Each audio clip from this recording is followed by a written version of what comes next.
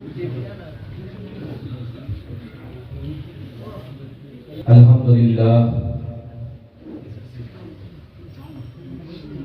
الحمدللہ رب العالمین والصلاة والسلام علی رسولہ النبی الامین الحلیم الکریم الرؤوف الرحیم والصالحین والصدیقین وواصلین وأہل بیتہ اجمعین واولیاء کاملین. اما بعد،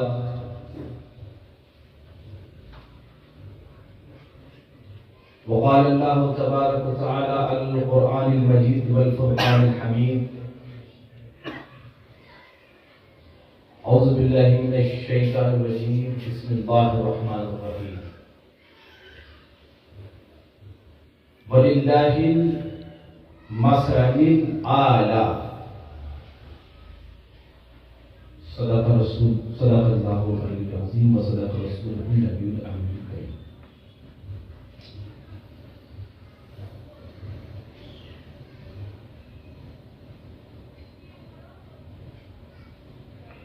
جناب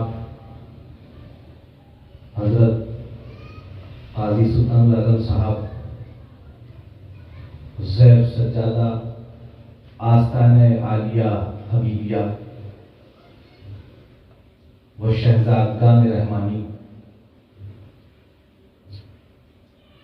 حاضرین بزم اور مائک کے ذریعے جہاں تک میری آواز جا رہی ہے، جو بہنیں گھر میں بیٹھ کر کے مجھے سن رہی ہیں، آپ تمامی حضرات کی خدمت اقدس میں السلام علیکم ورحمۃ اللہ وبرکاتہ.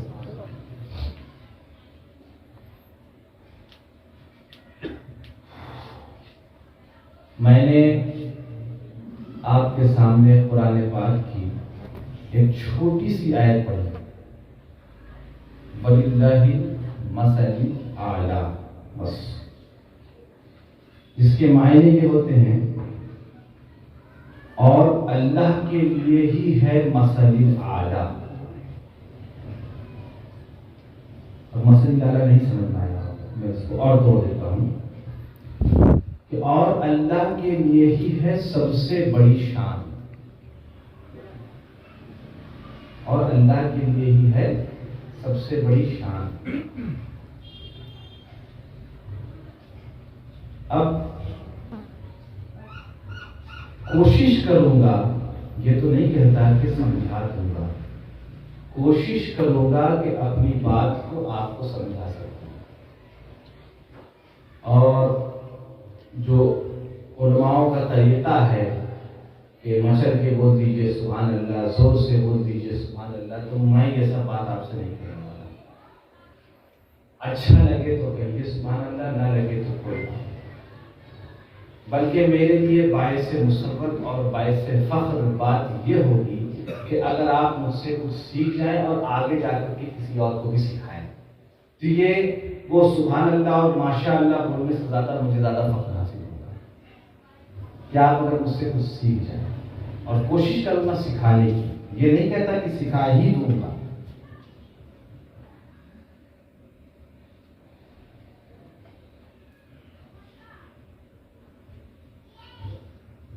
آج ہم جس ہستی کے لیے یہاں اکٹھا ہوئے ہیں، وہ ہستی کسی انٹروڈکشن کی محتاج ہے.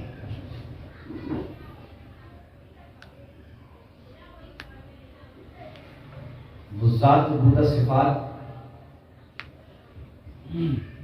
جو اپنے تعارف سے پرے ہے، ضرورت نہیں جس کی انٹروڈکشن. لیکن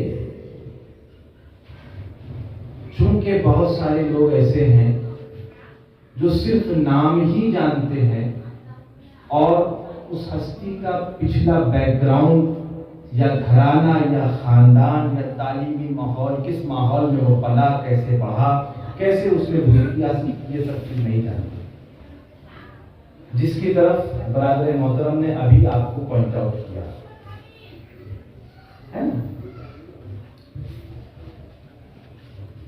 میں بات کر رہا ہوں اس ہستی کی جو غوث الثقلین ہے۔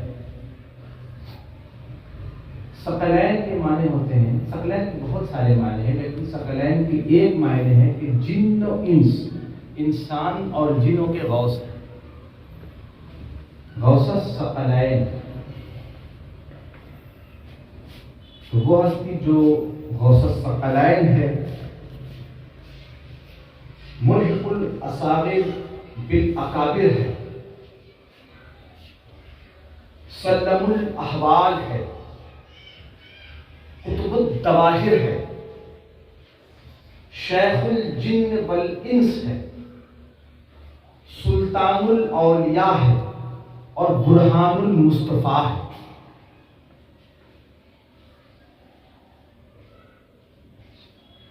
سیدنا ابو محمد محی الدین الشیخ عبد القادر الجیلانی الحسنی والحسینی قدس سرہ العزیز۔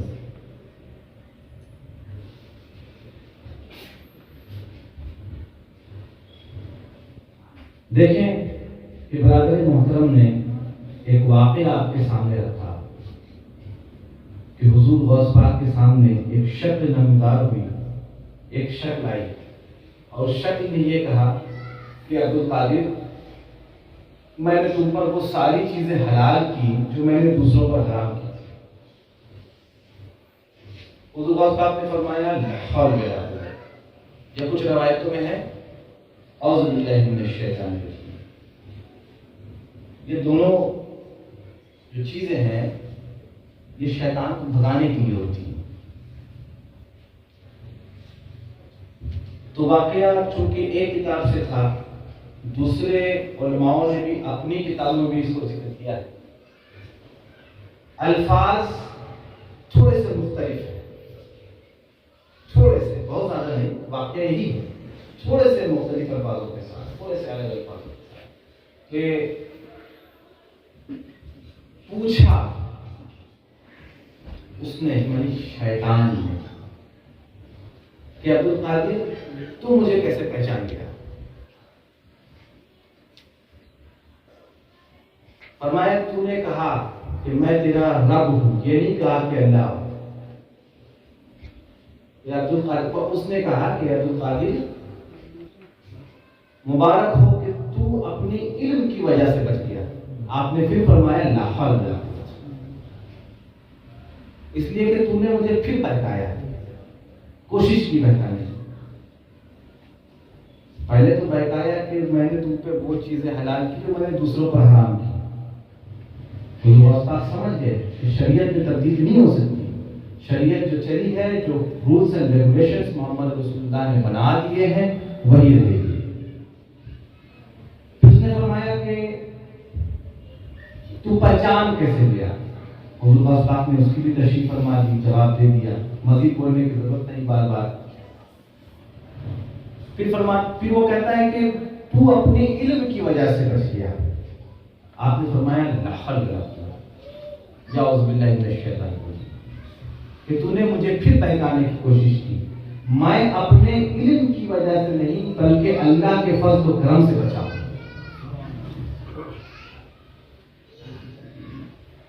ولایت کی شان ہی یہی ہے کہ ولی کس حد تک شریعت محمدی پر قائم ہے۔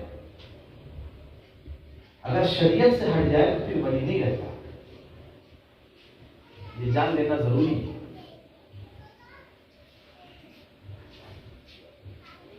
اور حضور غوث پاک کا علم، آپ کی ایک پہچان علماء ظاہر میں بھی ہوتی ہے اور ایک پہچان علماء باطن میں بھی ہوتی ہے۔ آپ ظاہر کا بھی علم رکھتے تھے اور باطن کا بھی علم رکھتے تھے۔ بات سمجھ میں آ رہی؟ نہیں سمجھ آئی تو میں سمجھاؤں گا۔ ظاہر باطن تو سمجھتے ہوں گے، اتنی بات تو سمجھ میں آتی ہو کہ ظاہر کیا ہے، باطن کیا ہے۔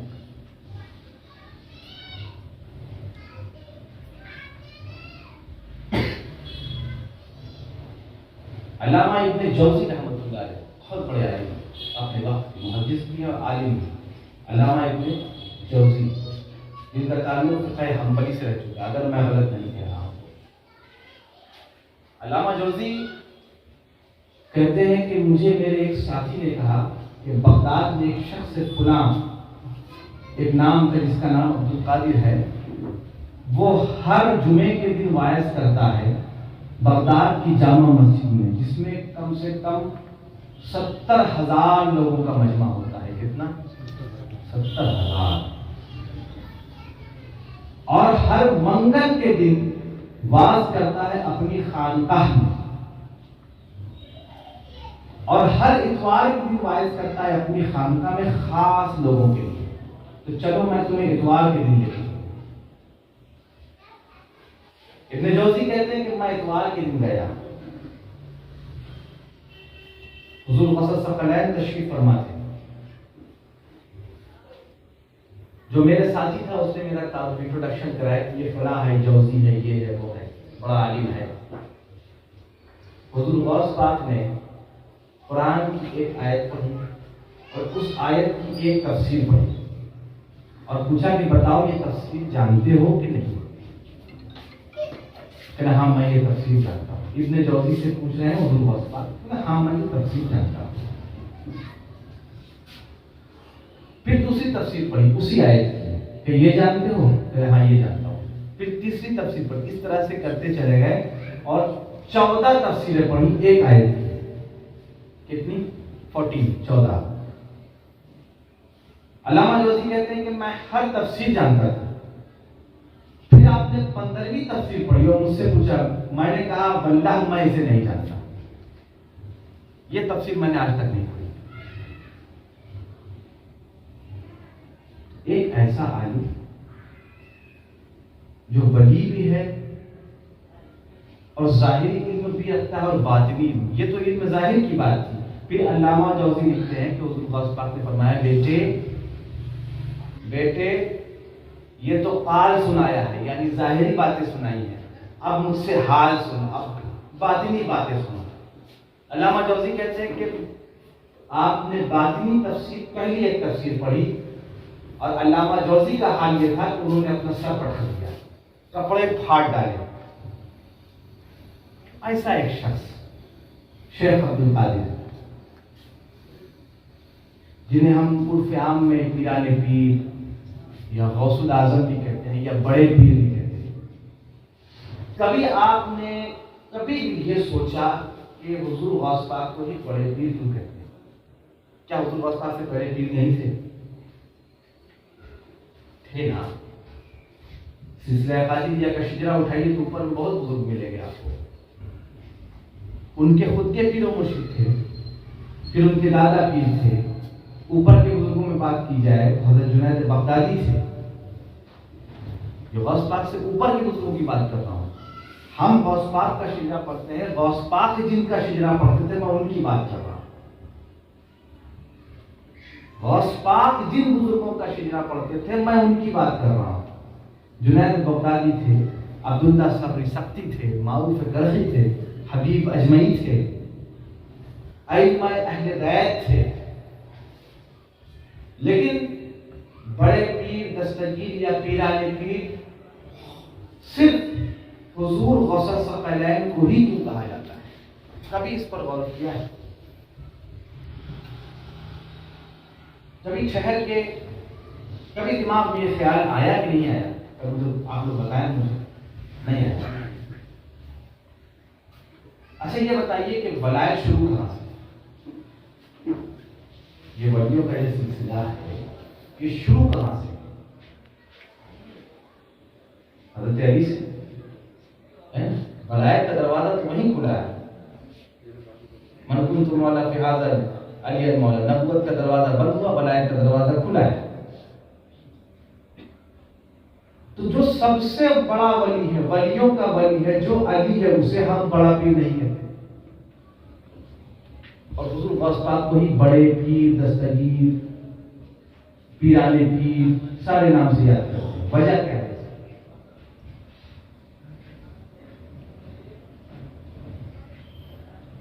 دیکھیں کہ میرا اپنا تجزیہ میں پیش کرتا ہوں۔ بے شک اوپر کے بزرگوں کی بزرگی کے سامنے ہم اپنا سر خم تسلیم کرتے ہیں، نیچا کرتے ہیں کہ جو اوپر کے بزرگان دین ہیں ان کی بھی بزرگی ہمارے سروں پر ہے۔ لیکن اب میں آپ کو بتاؤں کہ کسی نے کیا خوب کہا، چوں محمد درمیان انبیاء، جیسے کہ محمد رسول اللہ نبیوں کے درمیان ہیں۔ آپ ذرا سا اپنا ذہن لگائیں کہ 1,24,000 پیغمبر ہیں، پورا جھرمٹ لگا ہے پیغمبر کا، اور ان پیغمبروں کے درمیان میں بیچ میں نبی کریم تشریف فرما ہے، کیسا منظر ہوگا؟ بات سمجھ میں ہے؟ چوں محمد درمیان انبیاء، غوث الاعظم درمیان اولیاء۔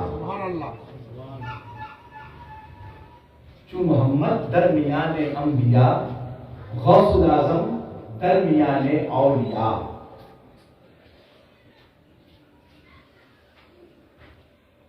اللہ کی جو میں نے آیت پڑھی، وَلِلَّهِ مَثَلُ الْأَعْلَىٰ، اور سب سے بڑی شان اللہ ہی کی ہے، تو کوئی یہ بتا سکتا ہے کہ اللہ کی شان کیا ہے؟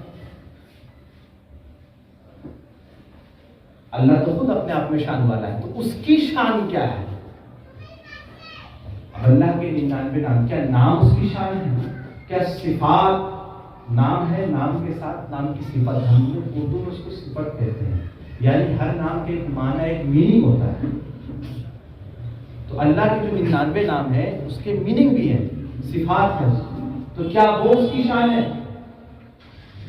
نہیں۔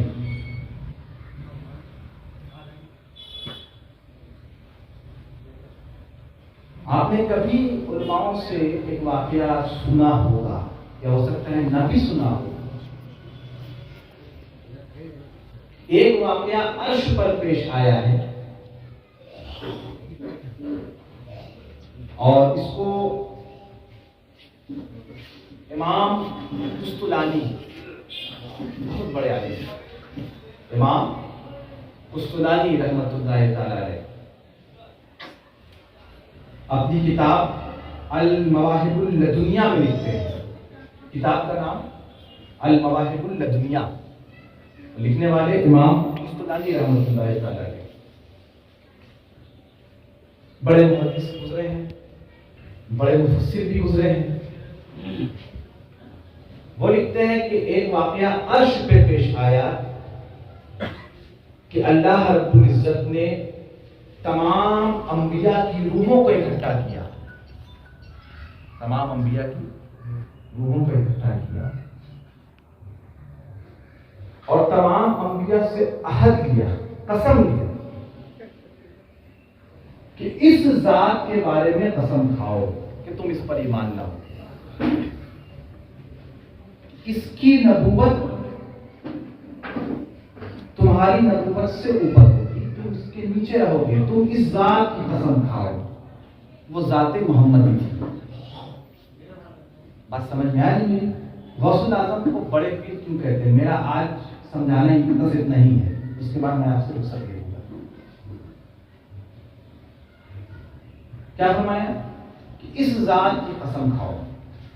اب علامہ قسطلانی اپنی کتاب المواہب اللدنیہ، جس کا میں نے ابھی نام لیا، اس میں لکھتے ہیں کہ جب یہ عہد ہو رہا تھا، جب یہ قسم لی جا رہی تھی انبیاء کرام سے، تو انبیاء کرام نے اللہ سے پوچھا کہ جس ذات کی، وہ ذات نظر نہیں آ رہی تھی، صرف ایک نور نظر آ رہا تھا، کہ جس ذات کی، جس نور کی یا رب العزت تو قسم کھلوا رہا ہے، جس کی وفاداری کا ہم لوگوں سے عہد لے رہا ہے، قسم کھلوا رہا ہے، وعدہ لے رہا ہے، یہ نور کیا ہے؟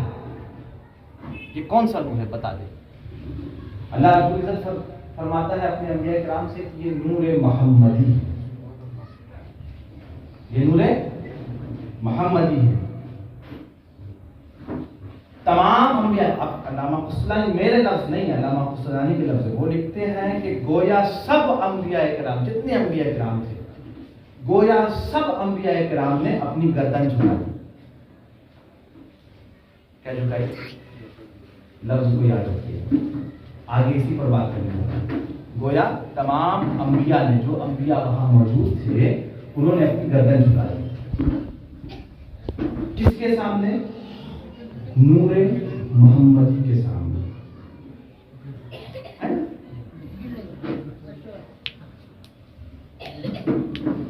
اب آپ کو بتاؤں، اس لفظ کو یاد رکھنا ہے کہ انبیاء کرام نے اپنی گردن جھکائی۔ یہ ایک واقعہ عرش پہ پیش آیا ہے، اور ایک واقعہ اسی طرح کا فرش پہ پیش آیا ہے۔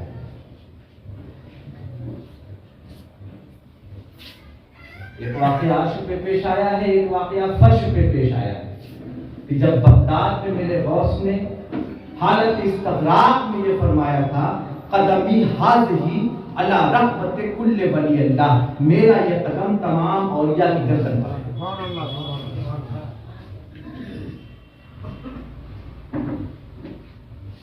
انبیاء کرام نے کیا کہا؟ انبیاء کرام نے کیا کیا تھا؟ کیا جھکایا تھا؟ گردن۔ جھکانے کو کس نے کہا تھا؟ اللہ نے۔ کس ذات کے سامنے؟ ذات محمد۔ اب آپ کو بات سمجھ میں آ رہی جو میں نے آیت پڑھی کہ اور اللہ ہی کی سب سے بڑی شان ہے، تو اللہ کی شان ذات محمدی ہے۔ بھائی آپ اس سے غور کر لیں کہ کعبہ ہے، 4 دیواری کا ایک کمرہ ہے، اوپر چھت ہے، نیچے فرش ہے، اس میں ایک دروازہ لگا ہے۔ آج بھی سعودی عرب کے جو بادشاہ ہیں وہ جاتے ہیں اندر۔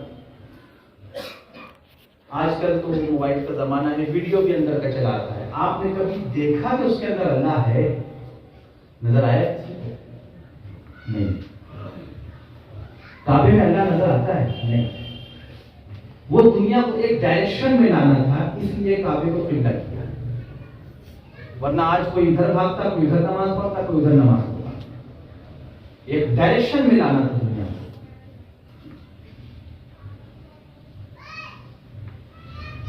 اور کہلوایا جس سے وہ ذات محمد، تو محمد کہہ رہے ہیں کہ یہ اللہ کا کلام ہے، یہ قرآن ہے، ہم نے مان لیا ہاں قرآن ہے۔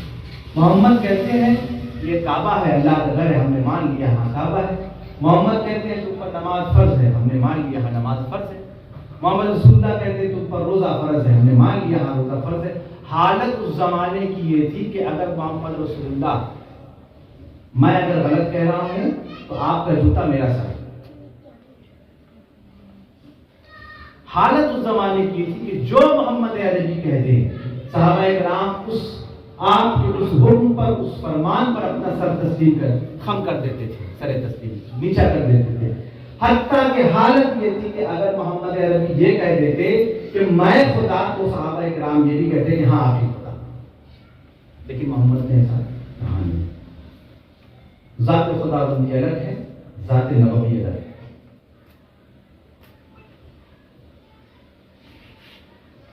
چنانچہ اللہ کی شان کیا ہے؟ ذات محمدی، محمد رسول اللہ کی ذات۔ اور ذات محمدی کی شان بتائیے، اللہ کی شان تو ذات محمدی، ذات محمدی کی شان کوئی بتائیے۔ آپ تو خانقاہ والے ہیں، آپ لوگوں کو خاموش نہیں رہنا چاہیے اس بات پر۔ کل کو آپ سے کوئی باہر کا سوال پوچھے گا، آپ کا جواب دیں گے۔ ذات الوہیت یعنی اللہ کی ذات، ذات الوہیت کی شان ہے ذات محمدی، اور ذات محمدی کی شان ہے ذات علوی۔ علوی سمجھے آپ؟ حضرت علی۔ ذات محمدی کی شان ہے ذات علوی، اور ذات علوی کی شان ہے ذات غوثیت۔ اسی لیے میں نے آپ کے سامنے وہ شعر پڑھا کہ چوں محمد درمیان انبیاء، غوث اعظم درمیان اولیاء۔ اور اسی کی تشریح جو میں بات کہہ رہا ہوں، اسی کی تشریح ہم جس کے سائے میں رہتے ہیں، جس کی جگہ پر ہم آج رہ رہے ہیں، کھا رہے ہیں، جس کے فیض و کرم سے، حضور غریب نواز قدس سرہ العزیز، آپ نے اسی کی تشریح اپنے آشعار میں فرمائی ہے۔ آپ لکھتے ہیں حضور پاک کے بارے میں کہ یا غوث معظم نور خدا، یہ میں جو کہہ رہا ہوں یہ آشعار، یہ شعر حضور غریب نواز کے لکھے تھے، حضور غوثیت کی شان میں، ذات غوثیت میں یہ شعر، یہ اشعار حضور غریب نواز کے ہیں۔ یا غوث معظم نور خدا، مختار نبی مختار خدا، آپ نبی کی طرف سے مختار بنائے گئے اور آپ اللہ کی طرف سے بھی مختار بنائے گئے۔ یا غوث معظم نور خدا، مختار نبی مختار خدا۔ مختار خدا ایسے کہ جیسے بھی برادر محترم نے فرمایا کہ غیب سے طرح طرح کی آوازیں آتی رہتی تھی کہ عبدالقادر تیرا یہ کام نہیں، تیرا اس کام کے لیے، تو اس کام کے لیے نہیں بنا، تجھے میں نے فلاں کام کے لیے چنا ہے۔ تو یہ ہے مختار خدا کی تشریح۔ یا غوث معظم نور خدا، مختار نبی مختار خدا، سلطان دو عالم، سلطان دو عالم، قطب اولا، قطبوں کے قطب، سلطان دو عالم، قطب اولا، حیران سے جلالت ارض و سما، کہ تیرے جلال سے زمین و آسمان اور زمین کی سات تہیں اور آسمان کے ساتوں عرش بھی حیران ہے۔ یہ حضور غریب نواز کی جملے ہیں۔ میں کسی غیر نتو خیر کی بات نہیں کر رہا، یہ 100 سال کے اندر کے عالموں کی بات نہیں کر رہا۔ کہ غریب نواز رقم تراز بھی لکھتے ہیں کہ در بزم نبی عالی شانی، حضور خواجہ غریب نواز لکھ رہے ہیں کہ در بزم نبی عالی شانی، کہ نبیوں کی بزم میں، نبیوں کے جھرمٹ میں بھی تمہاری شان آلہ ہے۔ نبیوں کا جھرمٹ ہے، اس جھرمٹ میں بھی تمہاری شان آلہ ہے۔ کیوں؟ کیونکہ تمہیں محمد رسول اللہ نے وہ مقام بخشا ہے۔ در بزم نبی عالی شانی، ستار عیوب مریدانی، اور اپنے مریدوں کے عیب کو چھپانے والے ہیں آپ۔ در بزم نبی عالی شانی، ستار عیوب مریدانی، در ملک ولایت سلطانی، اور ملک ولایت کے آپ سلطان، در ملک ولایت سلطانی، اے منبع فضل جود و سخا، اور جود اور سخاوت سمجھتے ہیں، میں بنگلہ میں نہیں بول پا رہا ہوں تھوڑا سا۔ سخی آدمی کوئی بڑا دینے والا ہے، بڑا یہ کرم فرما ہے، سخی ہے، دستگیر ہے،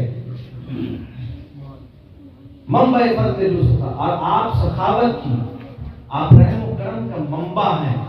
منبع مطلب جڑ ہے، جہاں سے رحم و کرم نکلتا ہے، اور نہ جانے کتنوں اور کو ملتا ہے کہ وہ بھی پھر پھیلاتے چلے جائیں۔ پھر غریب نواز لکھتے ہیں کہ در صدق ہما صدیق وشی۔ کچھ حضرات کو آج خلفائے ثلاثہ سے بھی بڑی تکلیف ہو جاتی ہے، ابوبکر عمر عثمان سے۔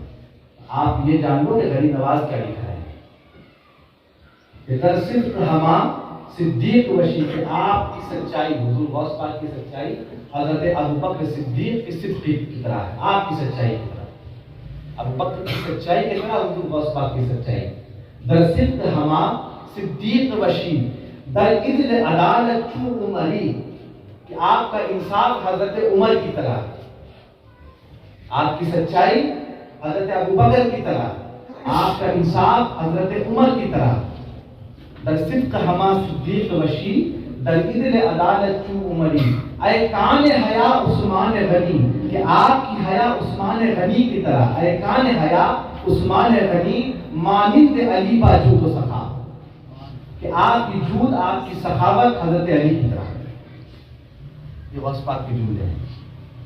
یہ برادر محترم نے جو ابھی آپ کے سامنے باتیں کہیں کہ حضور غوث پاک کو طرح طرح کی آوازیں آتی تھی، مختار خدا، خدا کی طرف سے بنائے گئے ایک نائب خدا کے مختار، میں نے اس کی تشریح کی غریب نواز کی زبان میں۔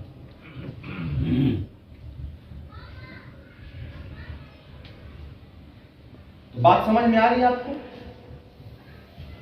کہ مرتبہ نبوت ہو، نبوت کا مرتبہ ہو تو ہر طرف فیض رحمت للعالمین کا، مرتبہ نبوت ہو تو ہر طرف فیض کس کا؟ رحمت للعالمین محمد مصطفیٰ کا، اور مرتبہ ولایت ہو، مرتبہ ولایت ہو تو تو ہر طرف فیض غوث العالمین کا، نبوت ہو تو ہر طرف فیض رحمت للعالمین کا، اور ولایت ہو تو ہر طرف فیض غوث العالمین کا۔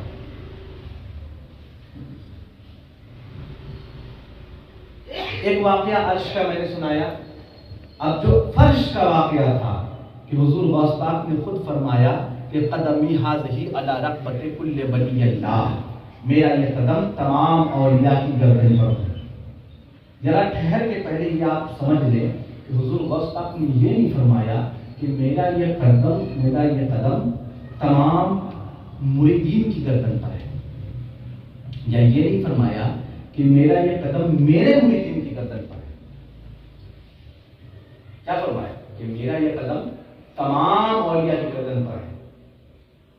اب اس بات کو لے کر کے آج کل کچھ نئے نئے حضرات نکل آئے ہیں، میں سمجھوں مطلب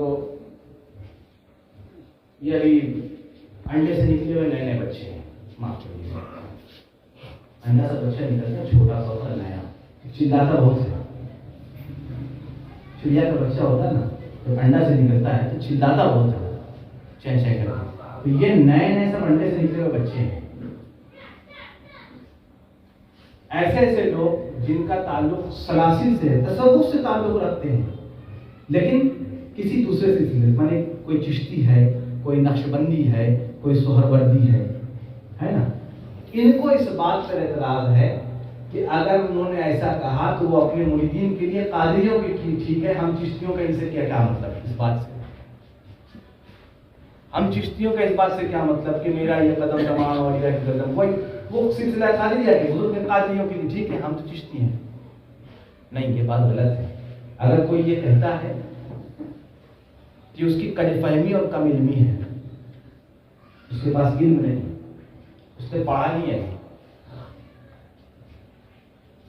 جس کتاب کا حوالہ برادر محترم نے ابھی دیا، وہ کیا کتاب تھی؟ آپ نے قلائد الجواہر کا حوالہ دیا نا، قلائد الجواہر فی مناقب عبد القادر، اس کے جو مصنف ہے مجھے نام نہیں یاد آ رہا ہے، وہ لکھتے ہیں، اور اس کے ساتھ ساتھ بہجت الاسرار یہ بھی کتاب کا نام ہے، اور اس کے لکھنے والے ہیں امام شتوفی الشافعی رحمۃ اللہ تعالی۔ کون؟ امام شتوفی الشافعی رحمۃ اللہ علیہ، المتوفی 570 ہجری۔ کتنا؟ 570 ہجری، آج 1443 ہے۔ تقریباً آج سے 800 سال پہلے کے مفسر، محدث، عالم اور ولی امام شتوفی الشافعی رحمۃ اللہ علیہ، وہ لکھتے ہیں کہ خراسان کا پہاڑ، خراسان سمجھتے ہیں ایران کا ایک علاقہ ہے خراسان کے پہاڑوں میں حضور خواجہ خواجہ معین الدین چشتی ہے، میری سرجری قدس العزیز، حالت مشاہدہ میں، حالت مراقبہ میں غرق ہے، مشاہدہ کرو، سب مراقبہ میں غرق ہے، اور آپ کے ساتھ آپ کے ایک پیر بھائی ہے جن کا نام ہے خواجہ فخر الدین گردیزی رحمۃ اللہ تعالی۔ کنفیوز مت ہوئیے گا، خواجہ غریب نواز کے صاحبزادی کا بھی نام خواجہ فخر الدین ہے، اور ایک پیر بھائی ان کا بھی نام فخر الدین ہے، دونوں ایک ہی نام ہے، لوگ ذرا گڑبڑ ہو جاتے ہیں اس میں۔ خواجہ فخر الدین گردیزی رحمۃ اللہ علیہ، اور خواجہ فخر الدین گردیزی رحمۃ اللہ علیہ حضور غریب نواز کے پیر بھائی تھے، یعنی خواجہ عثمان ہارونی کے مرید تھے، لیکن خواجہ عثمان ہارونی نے خواجہ فخر الدین گردیزی کو حضور غریب نواز کی خدمت میں لگا کہ مرید تو تم میرے ہو لیکن خدمت اس کی کرنا، مرید میرے ہو لیکن خدمت میرے معین الدین کی کرنا۔ اور آپ جب اجمیر شریف جائیں گے، آپ سے بہت لوگ جاتے ہوں گے، تو جب دربار کے اندر داخل ہو، جس روم میں حضور غریب نواز آرام فرما رہے ہیں، تو آپ کے سرحانے میں بائیں طرف لیفٹ میں ایک چھوٹا سا دروازہ آپ کو نظر آئے گا۔ آپ وہاں خداموں سے پوچھیں کہ ذرا دروازے کے اندر کیا، تو کہیں اس میں تبرکات ہیں، بے شک اس میں غریب نواز کے استعمال کیے ہوئے تبرکات ہیں، جو انہوں نے استعمال کیے، بیوہار پر استعمال کیے ہوئے تبرکات ہیں۔ اسی چھوٹے سے کمرے میں خواجہ فخر الدین گردیزی رحمۃ اللہ علیہ کا مزار مبارک ہے۔ تو کہاں کی پہاڑی؟ خراسان علاقہ کس کا ہے؟ پھر اٹھا اور اٹھا کر کہتے ہیں کہ صرف میری گردن پر نہیں بلکہ میری آنکھوں پر اور میرے سروں پر بھی۔ تو حضور کیا ہوا اچانک آپ نے دیکھا کہ بات کہتے کہ حضور غریب نواز فرماتے ہیں کہ ابھی ابھی بغداد میں عبد القادر نے اعلان کیا ہے کہ میرا یہ قدم تمام اولیاء کی گردن پر ہے، اس لیے میں نے سر جھکا دیا کہ صرف میری گردن پر نہیں بلکہ میری آنکھوں اور میرے سروں پر بھی۔ تو جن چشتیوں کو اعتراض ہے وہ پہلے غریب نواز کو ہی پڑھ لیں تو زیادہ بہتر ہے۔ بات سمجھ میں آئی؟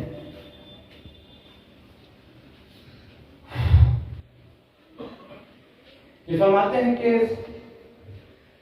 صاحب قلائد جو کتاب کا حوالہ دے قلائد الجواہر، اس کے مصنف لکھتے ہیں اپنی کتاب میں قلائد الجواہر میں کہ پھر حضور غریب نواز حضور غوث پاک کی بارگاہ میں حاضر ہوئے بغداد میں اور 57 دن وہاں رہے۔ کتنے؟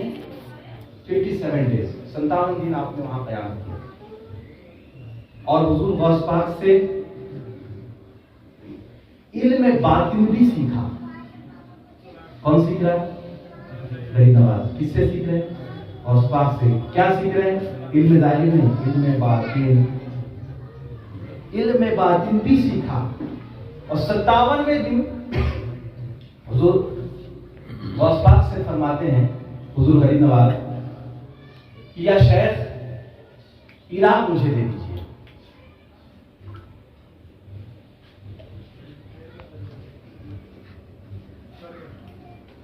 کیا دے دیجیے؟ عراق۔ بھائی عراق بھی سمجھانا پڑے گا، عراق تو ایک کنٹری آپ کو جانتے ہیں۔ کیا دے دیجیے؟ عراق۔ کہ یا شیخ عراق مجھے دے دیجیے۔ حضور غوث پاک نے فرمایا کہ ایسا نہیں ہو سکتا، اس لیے کہ عراق میں شہاب الدین سہروردی کو دے چکا۔ ہمارا ایک سلسلہ سہروردیہ بھی ہے نا، سلسلہ سہروردیہ کے امام اور اس کے فاؤنڈر ہیں شیخ شہاب الدین سہروردی رحمۃ اللہ تعالیٰ علیہ۔ فرماتے ہیں غوث پاک کہ عراق میں تم کو نہیں دے سکتا، اے معین الدین میں عراق تم کو نہیں دے سکتا، اس لیے کہ عراق میں نے شہاب الدین کو دے دیا ہے، تم ہند لے لو۔ کیا لے لو؟ ہند مطلب ہندوستان۔ اس ہندوستان کا پرانا نام ہند تھا اس زمانے، اس لیے کہیں نہ کہیں سنن ابو داؤد میں ایک روایت بھی ہے، مجھے روایت کا نمبر نہیں معلوم، کہ حضور آقا دو عالم نے فرمایا مجھے ہند سے محبت کی بو آتی ہے، ہندوستان کی طرف سے مجھے محبت کی خوشبو آتی ہے، کہ وہاں کے لوگ مجھ سے بڑی محبت کرتے ہیں۔ کیا فرماتے ہیں کہ میں نہیں دے سکتا، تم ہند لے لو۔ تو حضور غریب نواز عطائے رسول بھی ہیں، ہم ہندوستان والوں کے لیے عطائے رسول بھی ہیں اور عطائے غوث بھی ہے۔ اور کیا اس سے بڑی فخر کی بات نہیں ہے؟ آپ ذرا سوچیں کہ ذکر غوث پاک کا ہے اور نگری خواجہ کی ہے۔ ذکر ہو رہا ہے غوث پاک کا اور یہ نگری خواجہ کی ہے۔ ہم خواجہ کی نگری میں بیٹھ کر کے حضور غوث کا ذکر کر رہے ہیں، کیا سبحانہ سما ہے۔ یہ شرف ہر کسی کو حاصل نہیں ہے، ہندوستان والوں کو ہی حاصل ہے۔ یہ تھی سلسلہ چشتیہ۔ میں ان سلاسل کا ذکر کر رہا ہوں، ان سلسلوں کی بات کر رہا ہوں جو پورے ورلڈ میں فیمس ہیں۔ سلسلے تو بہت ہیں، اگر میں سنانے بیٹھ گیا تو میں سمجھتا ہوں ایک رات نہیں بلکہ کئی رات لگے گی آپ کو سنانے کے لیے۔ ایک گھنٹہ ایک دو گھنٹہ نہیں بلکہ کئی رات لگیں گی، کم سے کم 4 سے 5 راتیں لگیں گی۔ اتنے سلاسل ہیں دنیا میں، لیکن جو مشہور ہیں زیادہ، میں صرف ان کی بات کر رہا ہوں۔ سلسلہ چشتیہ ہو گیا، اب آئیے سلسلہ سہروردیہ۔ سلسلہ سہروردیہ اور اس کے امام ہیں شیخ شہاب الدین سہروردی رحمۃ اللہ تعالیٰ علیہ۔ وہ خود کہتے ہیں، شیخ شہاب الدین سہروردی کہتے ہیں کہ میں چھوٹا تھا، میری عمر 14 سال کی تھی۔ کتنی؟ 14 ایئرس۔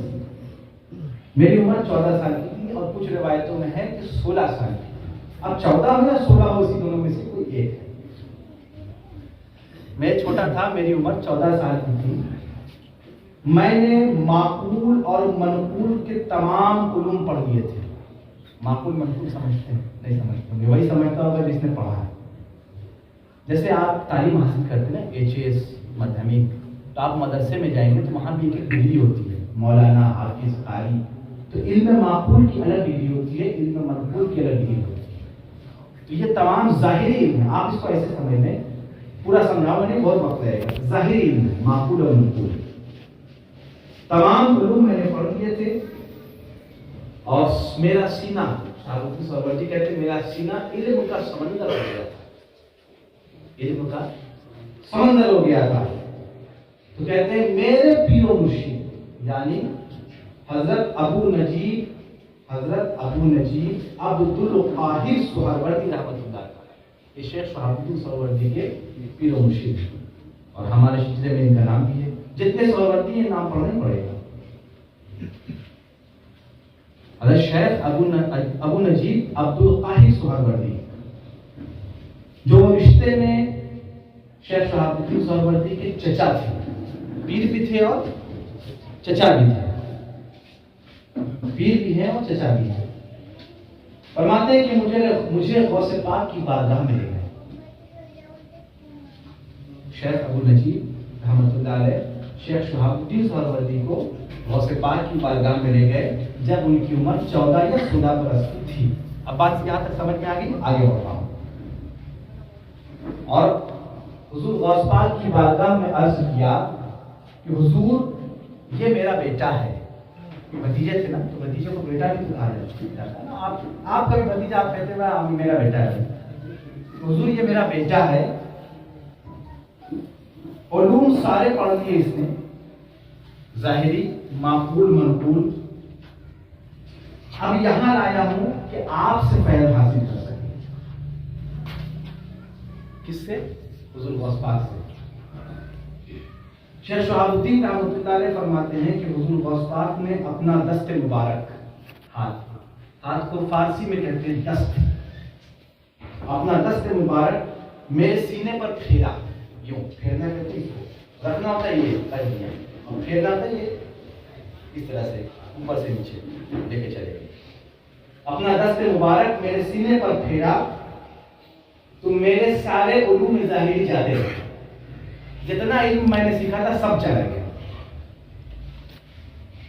اس کے بعد حضور غوث ثقلین نے مجھ سے سوال پوچھا، اچھا بیٹے فلاں سوال کا جواب دو۔ پھر کہا فلاں سوال کا، اس طرح سے 3-4 سوالات کیے۔ شیخ شہاب الدین کہتے ہیں کہ میں ایک بھی سوال کا جواب نہ دے سکا، کیونکہ جو سیکھا تھا سب تو چلا گیا تھا، سینہ تو خالی ہو چکا تھا، جواب کہاں سے دوں۔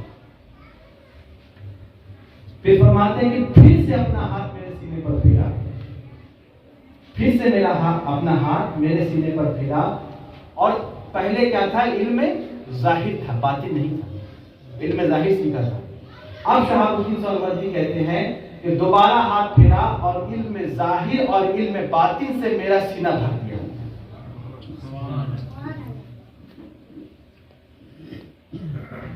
کیا فرماتے ہیں کہ میرا سینہ علم ظاہر اور علم باطن سے بھر گیا۔ اس کے بعد سوالات پوچھا اور میں جواب دیتا چلا گیا۔ تو سلسلہ سہروردیہ پر بھی فیض کس کا؟ حضور غوث اعظم کا۔ پہلے میں نے بتایا سلسلہ چشتیہ پر فیض کس کا؟ حضور غوث اعظم کا۔ اب سلسلہ سہروردیہ پر فیض کس کا؟ حضور غوث اعظم کا۔ پھر حضور غوث پاک نے شہاب الدین سہروردی کی طرف دیکھا، انہیں متوجہ ہوئے، توجہ دی اور فرمایا کہ بیٹے پریشان نہ ہو، میرے بیٹے شہاب الدین پریشان نہ ہو۔ جب تختی پر کچھ لکھنا ہوتا ہے، لکڑی کی تختی پر جب کچھ لکھنا ہوتا ہے تو پہلے اس کو صاف کیا جاتا ہے۔ حضور غوث پاک فرماتے ہیں کہ جب تختی پر کچھ لکھنا ہوتا ہے تو پہلے اس کو صاف کر دیا جاتا ہے۔ اس لیے مجھے کچھ دینا تھا، علم باطن دینا تھا، اس لیے میں نے پہلے تمہارے قلب کو صاف کیا پھر دے دیا۔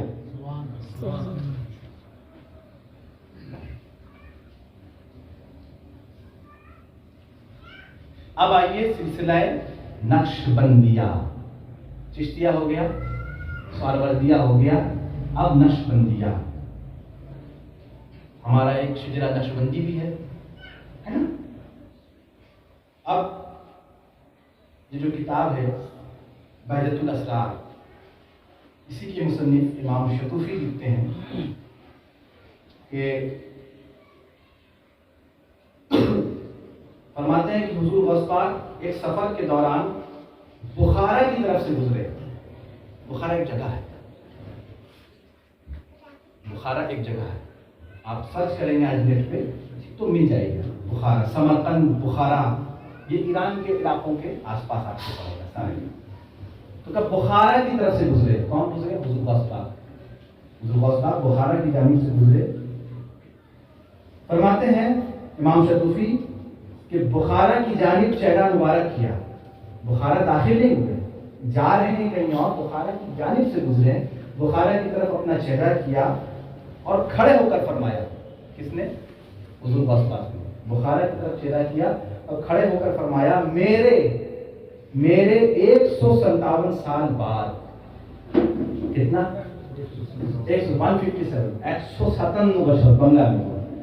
میرے 157 سال بعد اس شہر بخارا میں میرا بیٹا بہاؤالدین پیدا ہوگا.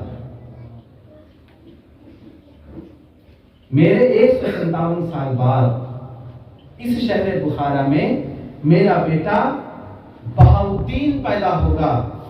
پھر فرماتے ہیں کہ اس کو اس کے حصے کا فیض، جہاں کی اپنی زبان میں کہہ رہا ہوں، اس کو اس کے حصے کا فیض ایڈوانس میں دیے جا رہا ہوں. اب یہ بہاؤالدین کون ہے؟ سلسلہ نقشبندیہ کے سردار اور اس سلسلے کی بنیاد رکھنے والے بزرگ اور سلسلہ نقشبندیہ کے امام حضرت شیخ بہاؤالدین نقشبند رحمۃ اللہ تعالی. اب سلسلہ نقشبندیہ پر فیض کس کا؟ حضور غوث پاک کا.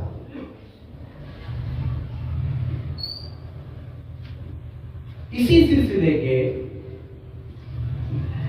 جو ہندوستان میں فاؤنڈر ہیں، دیکھیے میں بتاؤں کہ ورلڈ بیسس میں فاؤنڈر کون ہے؟ شیخ بہاؤالدین نقشبند. یہ ورلڈ بیسس پہ. لیکن سلسلہ نقشبندیہ کو ہندوستان میں لانے والے پہلے بزرگ ہیں خواجہ باقی باللہ رحمۃ اللہ تعالی.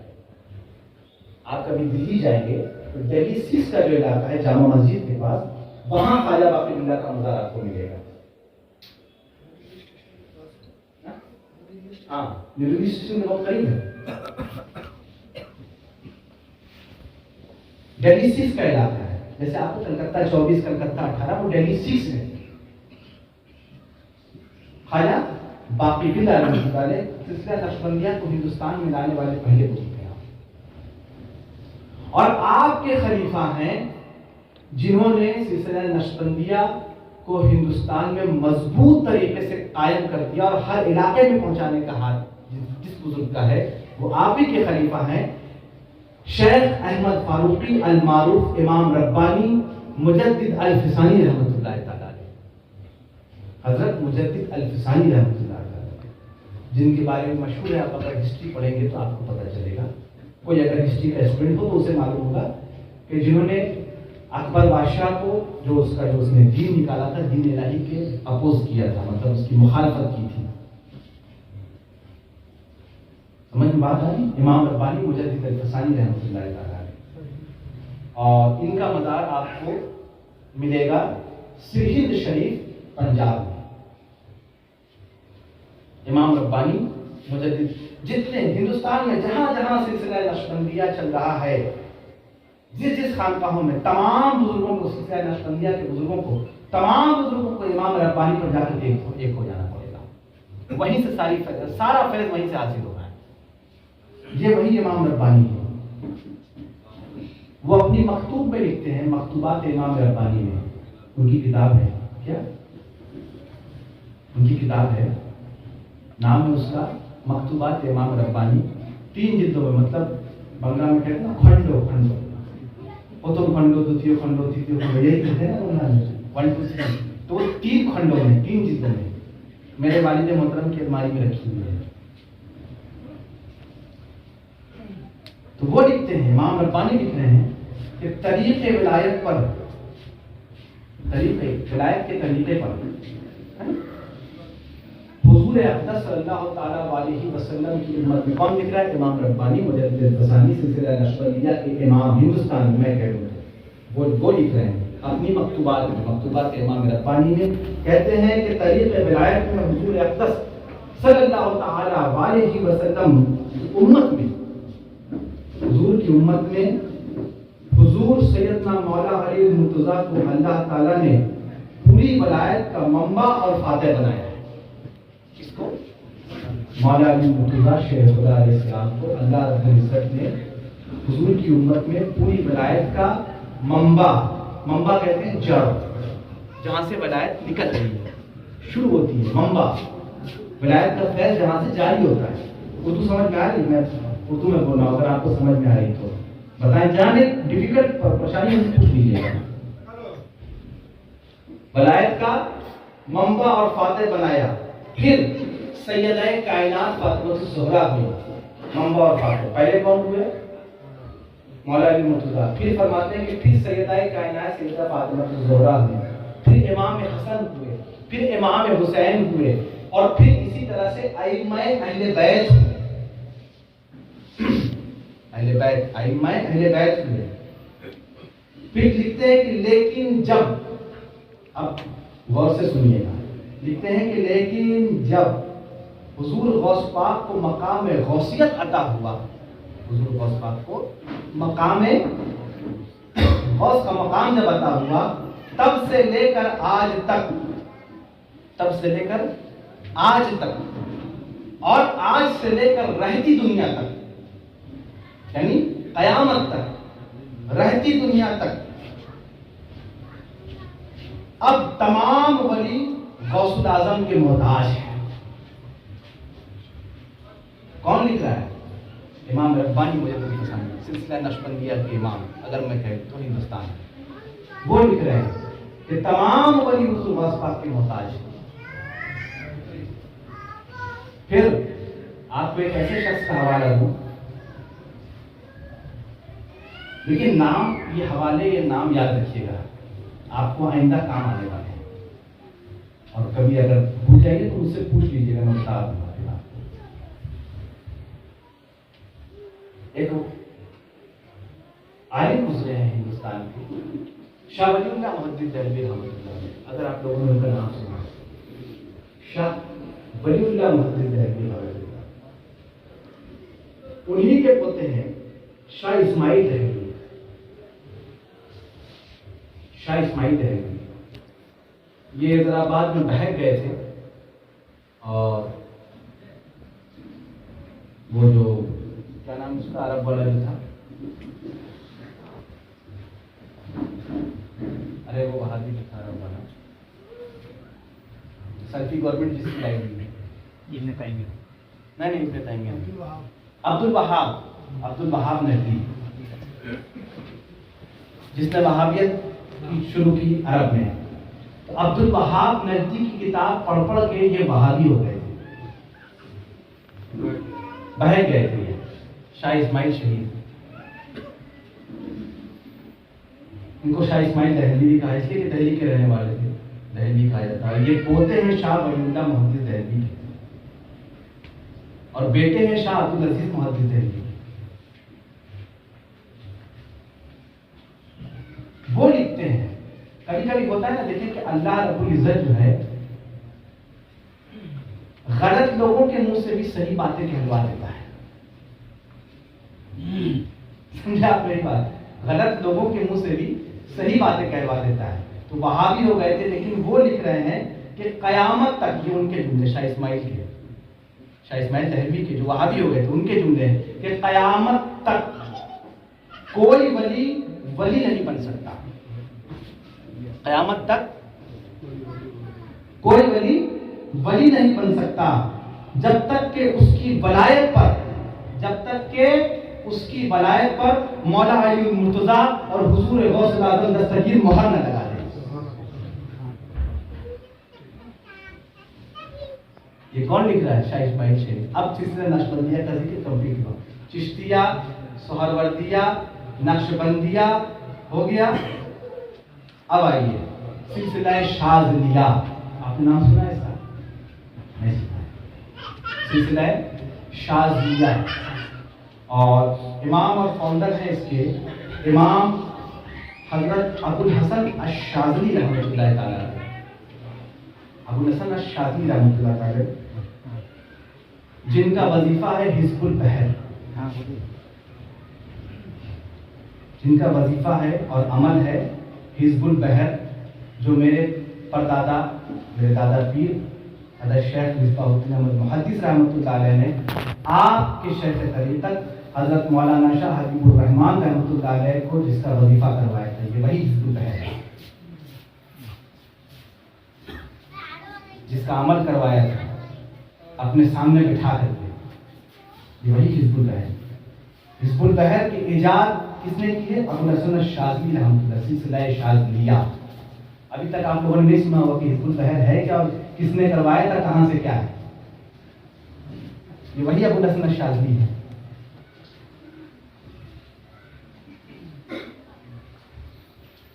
और हजरत अबुल हसन अश-शाज़ली मुरीद हैं हजरत अबू मदियन गौस अल-मग़रिबी रहमतुल्लाह ताला अलैह। किसके? हजरत अबू मदियन गौस अल-मग़रिबी रहमतुल्लाह ताला। वो मगरिब के रहने वाले थे, मगरिब के जो इलाके हैं थे ना, वहाँ के उधर के रहने वाले थे, इसलिए इनके नाम के साथ मगरिबी लिखा जाता है। गौस अल-मग़रिबी के नाम से उनको उस इलाके में गौस अल-मग़रिबी के नाम से ही उनको पहचाना जाता है, गौस अल-मग़रिबी रहमतुल्लाह। और आप यानी हजरत गौस अल-मग़रिबी रहमतुल्लाह अलैह खलीफा हैं हुजूर गौसुल आज़म के। किसके? सिलसिला शाज़लिया। इसके फाउंडर कौन? अबुल हसन अश-शाज़ली। वो मुरीद हैं गौस अल-मग़रिबी के। गौस अल-मग़रिबी किसके खलीफा? हुजूर गौस पाक के। हजरत अबू मदियन गौस अल-मग़रिबी हज के दौरान हुजूर गौस पाक से मिले थे और वहीं पर आपसे बैत खिलाफत हासिल किया, हज के दौरान मक्का मुअज़्ज़मा में। फिर आपने अपने मुरीदों को, यानी गौस अल-मग़रिबी ने अपने मुरीदों को बगदाद रवाना किया था कि जाओ मेरे शेख के यहाँ रहो और उनसे इक्तिसाब फैज़ करो। मेरे शेख के यहाँ रहो, कुछ नहीं, रहमत बरसती। मेरे शेख के यहाँ रहो, उनसे इक्तिसाब फैज़ करो, फैज़ हासिल करो। कौन? गौस अल-मग़रिबी अपने मुरीदों को भेज रहे हैं हुजूर गौस पाक की बारगाह में कि वहां जाकर के फैज़ हासिल करो। अब वो वक्त है जब गौस पाक ने फरमाया था कि मेरा ये कदम तमाम हो गया कदम पर। उस वक्त आपके मुरीदीन कहाँ हैं? गौस पाक की बारगाह में। और खुद गौस अल-मग़रिबी कहाँ है? मगरिब के शहर फास में है। एक शहर जिसका नाम है फास। फास में बैठे हैं और हालत मुराक़बा में है। और उधर गौसे आज़म ने ऐलान फरमाया, क़दमी हाज़िही अला रक़बति कुल्लि वलिय्यिल्लाह, मेरा ये गर्दन, मेरा ये कदम तमाम औलिया की गर्दन पर है। उधर गौस अल-मग़रिबी, इधर गौस फरमा रहे हैं और उधर गौस अल-मग़रिबी ने अपनी गर्दन झुका दी। किसी ने पूछा, हुजूर ये क्या किया आपने? फरमाया कि अभी मेरे गौस ने बगदाद में ऐलान फरमाया है कि क़दमी हाज़िही अला रक़बति कुल्लि वलिय्यिल्लाह, कि मेरा ये कदम तमाम औलिया की गर्दन पर है, तो मैंने गर्दन झुका दी ताकि वली रह जाओ, वरना बलाएं चली जाएगी। जो इनकार कर दे तो वलायत सल्ब हो जाएगी। अब ये कौन सा सिलसिला है? शाज़लिया। चिश्तिया हो गया, सोहरवर्दिया हो गया, नक्शबंदिया हो गया, शाज़लिया हो गया, अब सिलसिला मुर्सिया। सिलसिला मुर्सिया बड़े सिलसिले हैं जो वर्ल्ड बेसिस पे चल रहे हैं, आज भी हिंदुस्तान में नहीं मिलते लेकिन बाहर हैं, चल रहे हैं सिलसिला मुर्सिया। और इमाम इसके फाउंडर जो हैं वो ये हैं कि हजरत शेख अबू अब्बास अल-मुर्सी रहमतुल्लाह ताला।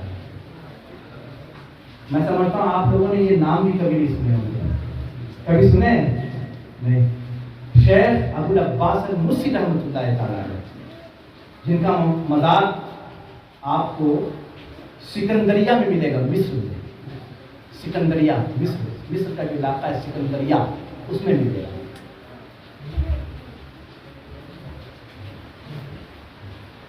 اور ان کا سلسلہ جو ہے وہ تمام مغرب کا جو علاقہ ہے مصر، اس میں پورا پھیلا ہوا ہے۔ سلسلہ ہے مرسیہ، شیخ ابو العباس المرسی، اور وہ مرید ہے کس کے؟ ابو الحسن الشاذلی رحمۃ اللہ علیہ، وہی ابو الحسن الشاذلی۔ اور پھر ابو الحسن الشاذلی مرید کس کے؟ غوث المغربی کے، اور غوث المغربی خلیفہ کس کے؟ حضور غوث پاک کے۔ تو اب سلسلہ مرسیہ پر بھی فیض کس کا ہوا؟ حضور غوث پاک کا۔ اب سلسلہ رفاعیہ، ہم رفاعی ایک سلسلہ ہمارا وہ بھی ہے، جسے عام طور پر سلسلہ قلندریہ بھی کہتے ہیں، قلندریہ سلسلہ رفاعیہ، اور امام ہے اس کے قطب الاقطاب حضرت سید احمد کبیر الرفاعی رحمۃ اللہ تعالیٰ علیہ، جو رشتے میں حضور غوث پاک کے بھانجے بھی ہوتے ہیں۔ جو بنگلہ میں بھانجے سے بھاگنا بھانجے بھی ہوتے ہیں۔ کون؟ سید احمد کبیر رفاعی رحمۃ اللہ تعالیٰ علیہ۔ امام شطوفی، وہی امام شطوفی اپنی کتاب بحیرۃ الاسرار میں لکھ رہے ہیں کہ بہت سارے اولیاء نے بیان کیا، بہت سارے اولیاء کرام نے بیان کیا، اور ان سے وہ لے کر کے اپنی کتاب میں لکھتے ہیں کہ ہم حضرت سید احمد کبیر کے ساتھ کسی سفر پر تھے۔ کس کے ساتھ؟ سید احمد کبیر رفاعی رحمۃ اللہ علیہ کے ساتھ، اور سید احمد کبیر رفاعی رحمۃ اللہ علیہ کے ساتھ کسی سفر پر تھے کہ اچانک آپ نے گردن جھکا دی۔ کس نے جھکائی؟ سید احمد کبیر رفاعی، جو سلسلہ رفاعیہ کے مالک ہیں۔ گردن جھکائی، لوگوں نے پوچھا تو فرمایا ابھی بغداد میں حضور غوث الثقلین نے اعلان کیا ہے کہ میرا یہ قدم تمام اولیاء کی گردن پر ہے، اور ہم نے گردن جھکائی ہے تاکہ ولایت سلب نہ ہو جائے۔ اب کون کہہ رہا ہے؟ سید احمد کبیر رفاعی۔ اب سلسلہ رفاعیہ بھی ہو گیا، ٹھیک ہے۔ اب ایک سلسلے کا ذکر کروں گا اور اس کے بعد اپنی بات کا اختتام۔ سلسلہ مشیشیہ، سلسلہ مشیشیہ، قادری، چشتی، قادریہ، چشتیہ، نقشبندیہ، سہروردیہ، رفاعیہ، شاذلیہ، مرسیہ۔ اب یہ سلسلہ مشیشیہ، اور امام ہے اس کے حضرت عبدالسلام المشیشی رحمۃ اللہ تعالیٰ علیہ۔ حضرت عبدالسلام المشیشی رحمۃ اللہ تعالیٰ، اسی لیے چونکہ آپ کے نام مشیشی لگا ہے اس لیے سلسلہ مشیشیہ ہو گیا۔ اور میں آپ کو بتاؤں کہ 1924 سے پہلے جب تک عرب میں یہ وہابی سلفی گورنمنٹ نہیں آئی تھی تو عرب میں بھی سلسلہ مشیشیہ قائم تھا۔ ان لوگوں نے آ کر کے ساری چیزوں کو بدلا اور ساری چیزوں کو ختم کیا۔ تو بہت سارے قصے ہیں، کیا کیا نہیں کیا بتانے کی ضرورت نہیں، فرصت سے بتاؤں گا۔ اور وہ ڈائریکٹ خلیفہ ہیں حضور غوث الثقلین۔ تب سلسلہ چشتیہ پر فیض غوث پاک کا، سلسلہ سہروردیہ پر فیض غوث پاک کا، سلسلہ نقشبندیہ پر فیض غوث پاک کا، سلسلہ شاذلیہ پر فیض غوث پاک کا، سلسلہ رفاعیہ پر فیض غوث پاک کا، سلسلہ مرسیہ پر فیض غوث پاک کا، سلسلہ مشیشیہ پر فیض غوث پاک کا۔ اب بتاؤ کس کو انکار ہے؟ جو جس کو انکار وہ کھڑا ہو جائے۔ بھائی یہ تمام بزرگان دین کا میں نے حوالہ دیا ہے، کسی عالم کا یا راہ چلتے ہوئے کسی غیر نتو خیرے کا نہیں۔ یہ تمام اولیاء کرام جنہوں نے حضور غوث پاک کی ولایت پر، آپ کے فرمان پر اپنا سر جھکا دیا۔ اسی لیے میں نے کہا اب آپ یاد کریں کہ ایک واقعہ عرش پر پیش آیا ہے کہ جب انبیاء نے گردن جھکائی تھی، اور ایک واقعہ فرش پر پیش آیا ہے کہ جب ولیوں نے گردن جھکائی ہے۔ اسی لیے میں نے کہا کہ چوں محمد درمیان انبیاء، غوث الاعظم درمیان اولیاء۔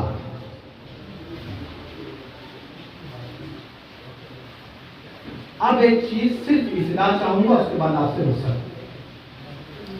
اس لیے یہ چاہوں گا، جیسا کہ میں نے پہلے کہا کہ کچھ چشتی حضرات کو آج اعتراض ہو جاتا ہے، تو میں نے وہ بات کلیئر کر دی. میں نے توڑا نہیں، میں نے جوڑا ہے سب کو.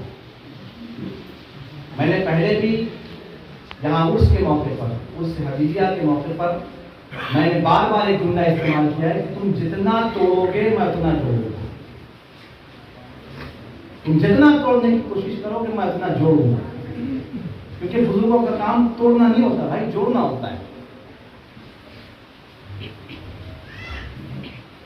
بابا فرید بن شکر رحمۃ اللہ، ایک واقعہ ہمارے میں آ رہا ہے، آپ کی نظر کر دیں کہ بابا فرید بن شکر رحمۃ اللہ کی خدمت میں آپ کا ایک مرید آیا اور اس نے نذرانے میں آپ کو ایک قینچی پیش کی. کیا پیش کی؟ قینچی. کس کو؟ بابا فرید بن شکر رحمۃ اللہ تعالیٰ نے.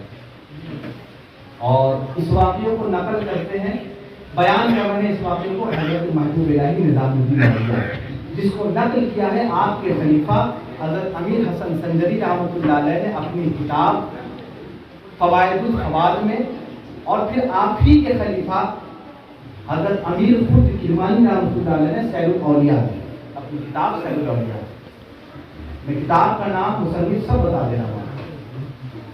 نقل کرتے ہیں، لکھتے ہیں کہ بابا فرید کی خدمت میں ایک شخص حاضر ہوا اور نذرانہ اس نے کیا دیا؟ قینچی. بابا فرید نے اس کو نذرانہ واپس کر دیا، اسے لے جاؤ، واپس لے جاؤ اور ایک سوئی لے کر کے آؤ. کیا لایا تھا وہ؟ قینچی. واپس کیا اور کیا فرمایا لانے کے لیے؟ سوئی. ہم لوگ مٹیا پوری میں رہتے ہیں، ہم لوگ جانتے ہیں سوئی بھی کیا کام کرتی ہے اور قینچی بھی کیا کام کرتی ہے. اور آپ لوگ تو بہت اچھی طرح جانتے ہیں کہ آپ لوگ کا تعلق، آپ لوگ کا کاروبار ایسا ہے کہ بہت اچھی طرح سے سوئی کیا کرتی ہے اور قینچی کیا کرتی ہے. تو وہ مرید گیا اور قینچی لے کر سوئی لے کر کے حاضر ہوا. بولو حضور آپ نے سوئی لیا. جب آپ نے لے لیا تو اس مرید نے پوچھا کہ یا شیخ ایک بات پوچھنی تھی کہ میں قینچی لے کر کے آیا تو آپ نے واپس کر دیا اور کہا سوئی لے کر کے آؤ. جب سوئی لے کر کے آیا تو آپ نے اسے ایکسیپٹ کر لیا، قبول فرمایا، تو یہ معاملہ میں سمجھ نہیں پایا. تو کہنے لگے کہ سوئی کا کام کاٹنا ہوتا ہے، الگ الگ کرنا، اور قینچی کا کام الگ الگ کرنا ہوتا ہے، اور سوئی کا کام جوڑنا ہوتا ہے. ہم صوفیہ ہیں، اہل طریقت ہے، ہمارا کام توڑنا نہیں جوڑنا ہے.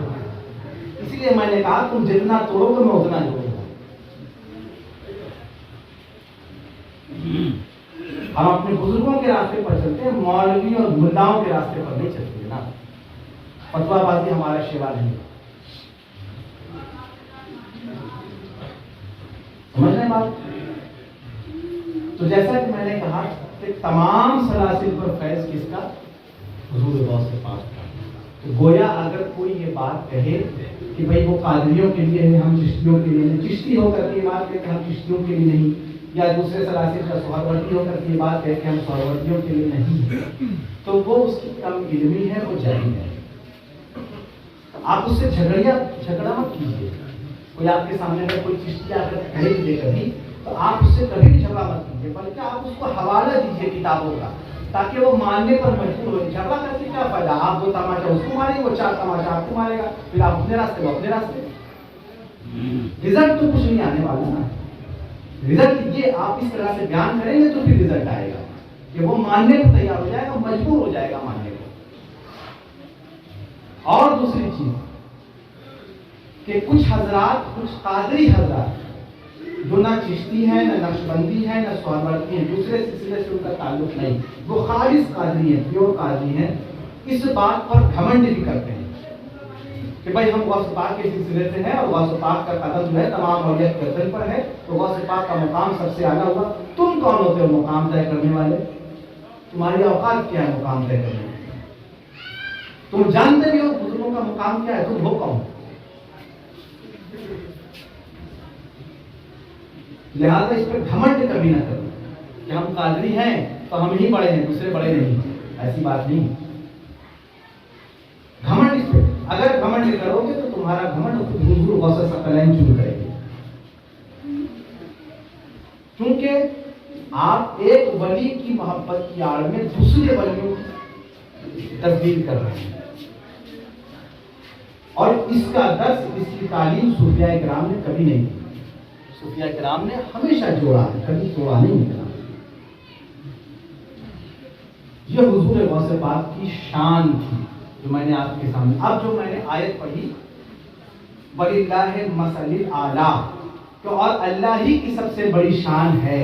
تو اللہ کی شان آپ کو سمجھ میں آئی کیا ہے؟ محمد مصطفیٰ کی ذات، اور ذات محمدی کی شان ذات علوی، اور ذات علوی کی شان ذات غوثیت. اس واقعے کو توڑ کر کے بیان کروں کہ جب بغداد میں حضور غوث پاک تشریف لائے ہیں تو آپ بڑے پریشان تھے کہ میری جو زبان ہے محلہ گیلان کی زبان یا جیلان کی زبان جو ایران کا علاقہ تھا، اس زبان میں اور عراق کی زبان میں فرق ہے. اس زمانے کے لوگ، عراق کے لوگ عربی بہت تیز بولتے تھے اور عربی میں بات کرتے تھے. آپ بڑے پریشان تھے کہ میں لوگوں سے بات کیسے کروں، میں یہاں رہوں کیسے. آپ سوئے، خواب میں میرے نبی کا دیدار ہوا. کہا بیٹے عبد القادر،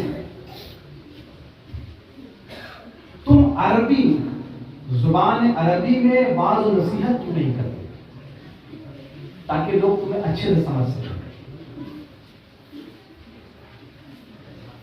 کہتے کہ پھر حضور غوث پاک نے فرمایا کہ یا رسول اللہ، میں تو عجمی ہوں، میں تو عجمی ہوں، فراٹے سے عربی کیسے بول سکتا ہوں. رسول کریم نے فرمایا بیٹے اپنا منہ کھولو. اب یہ ایک واقعات سنا رہا ہوں، یہ خواب کے واقعات ہیں. بیٹے اپنا منہ کھولو. آپ نے منہ کھولا. رسول کریم نے 7 مرتبہ اپنے منہ کا لعاب، جس کو ہم رال کہتے ہیں بنگلہ میں، منہ کا لعاب حضور غوث پاک کے منہ میں ڈالا. پھر کہتے ہیں کہ آپ کے ساتھ یعنی حضور رسول خدا کے ساتھ مولا علی المرتضیٰ بھی ظاہر ہوئے اور آپ نے اپنا لعاب 5 مرتبہ میرے منہ میں ڈالا. پھر امام حسن امام حسین ظاہر ہوئے، انہوں نے بھی اپنا لعاب میرے منہ میں ڈالا. اور جب میں نیند سے بیدار ہوا تو میں فراٹے سے عربی بول رہا تھا. اللہ کی ذات کی شان ذات مصطفی، ذات مصطفی کی شان ذات علوی. اور خواب سننے کے بعد آپ کو پتا چلا کہ ذات علوی کی شان ذات غوثیت ہے.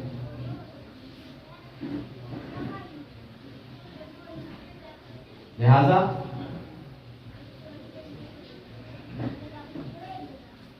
یہ تو چند باتیں تھیں، ورنہ حضور غوث پاک کے اگر کہا جائے تو پوری رات گزر سکتی ہے. چند باتیں برادر محترم نے آپ کے سامنے رکھی جو کہ حضور غوث پاک کے احوال سے تھے، آپ کے حالات، آپ کی پیدائش اور آپ کی ولایت کا چرچا تھا. اس کو میں نے تھوڑا سا اور صرف آپ کے سامنے الیبوریٹ کیا ہے، صرف بڑا کر کے اس کو اور صحیح طریقے سے بیان کیا، بلکہ میں نے کوئی نئی چیز بیان نہیں کی. اور دوسری چیز جو میں نے بیان کی ہے وہ یہ دوسرے سلاسل سے سلسلہ قادریہ کا تعلق اور دوسرے سلاسل پر حضور غوث کا فیض اور رحمت.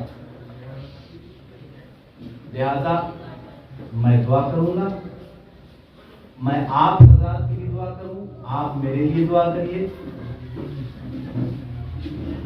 دیکھیں یہ ضروری نہیں ہے کہ میں آپ کے شیخ کے مطلب اولاد ہوں تو آپ میری دعا نہیں کر سکتے. اگر ایسا ضروری ہوتا کہ صرف مطلب بڑا ہی دعا کرے گا کہ جو مرتبے میں اعلیٰ ہے چھوٹا نہیں کر سکتا، تو پھر حضور نبی کریم صلی اللہ تعالیٰ علیہ وسلم حضرت عمر اور حضرت علی کو حضرت اویس قرنی کے پاس یہ کہہ کے نہ بھیجتے کہ اویس سے کہنا میری امت کے لیے دعا کرے. کیا امت کے لیے رسول کافی نہیں تھے؟ پھر اویس قرنی سے کیوں کہا کہ میری امت کی دعا کرے؟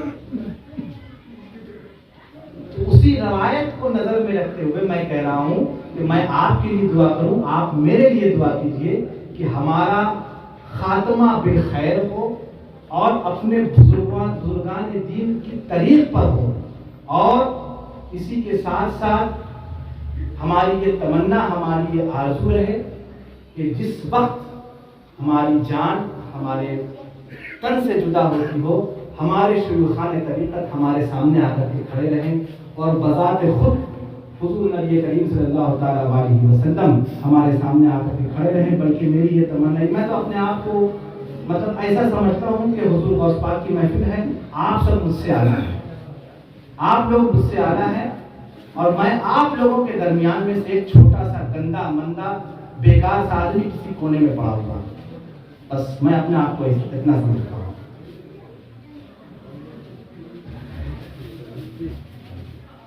آپ دعا کیجئے کہ ہمارا خاتمہ بالخیر ہو، ایمان کے ساتھ ہو،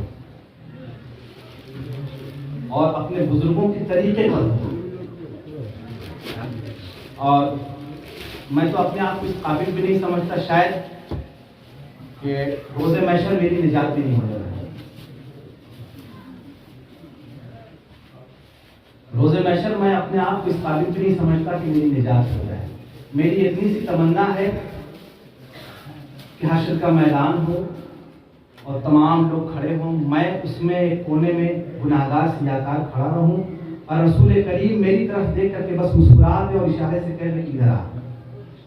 بس میری اتنی سی تمنا ہے۔ آپ سے رخصت، وما علینا الا البلاغ المبین۔ السلام علیکم ورحمۃ اللہ وبرکاتہ۔